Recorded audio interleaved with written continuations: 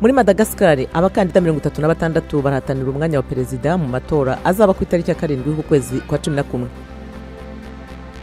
Muri Kameruni abagabo bari bitwaje imbunda batamenyekanye bashimuse abanyeshuri 78 hamwe n'umuyobozi w'ikigo cy'ishuri ry'abapresbyterien mu majyaruguru ashyira uburengerazuba mu gice cy'igihugu kivuga ururimi rw'icyongereza. Ubwo bari mu ruzinduko mu gihugu cya Ghana ku cyumweru, igikomangoma Charles w'Ubwongereza n'umufasha we bagiye mu birori gakondo by'abayobozi. Ku cyumweru kandi perezida w'Ubushinwa Xi Jinping yabonanye na perezida wa Kenya Uhuru Kenyatta wari mu ruzinduko mu gihugu, aho yari mu imurika rya mbere ry'Ubushinwa Shanghai ry'ibigemurwa mu mahanga. Naho mu gihugu cya Misiri Naguib Sawiris yavuze ko ari umwe mu bantu ba nyuma bo mu muryango w'aba Mamluks, umuryango w'ibwami.